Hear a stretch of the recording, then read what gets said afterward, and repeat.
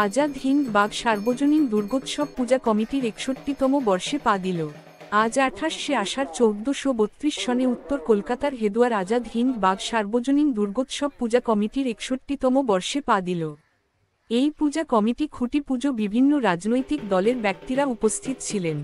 আজকে আজাদ হিন্দ বাগ শারদীয়া দুর্গোৎসব কমিটির খুঁটি পূজা ব্যক্তিদের সংবর্ধনা করা হয়।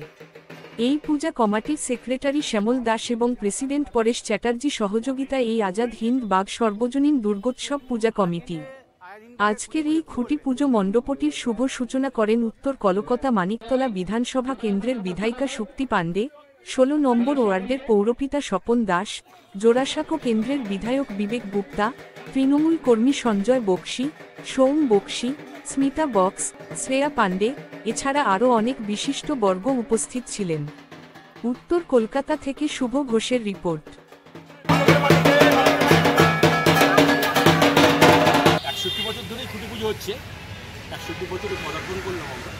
৬১ বছরে খুঁটি পুজো হচ্ছে। এখন আগেকার খুঁটি পুজো কেমন হতো?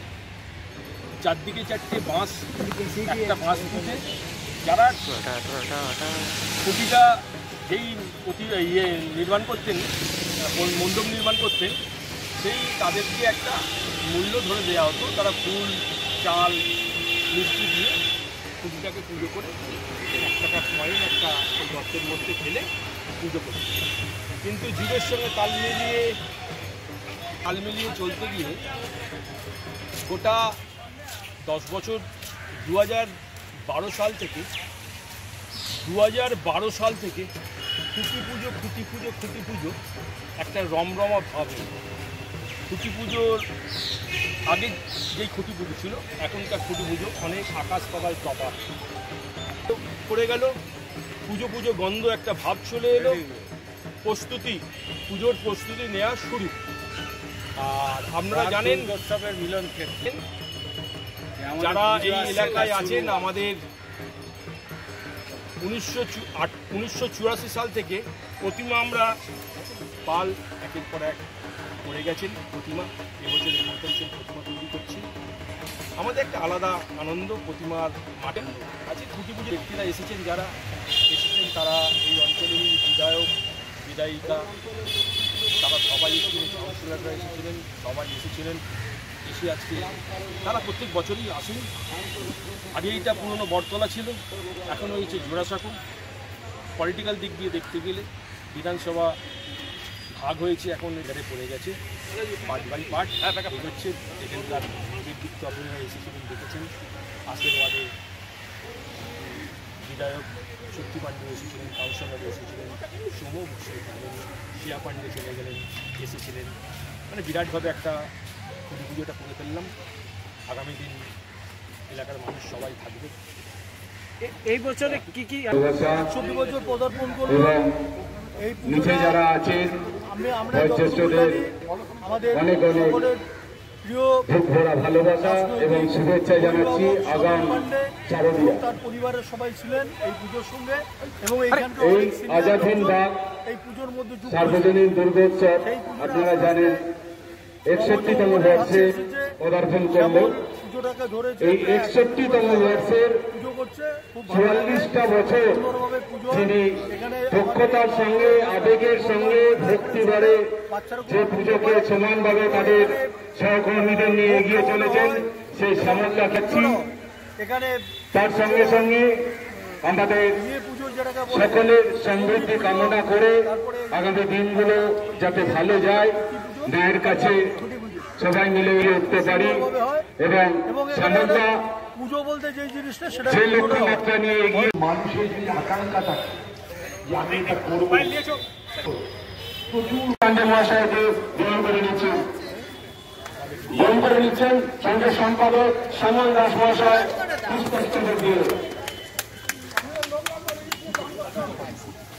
বৌদিরা আমার ছবি দেন।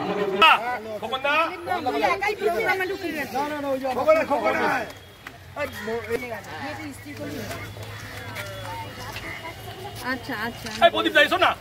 প্রদীপটা লজ্জা পাচ্ছ, তোমরা সিনিয়র আগে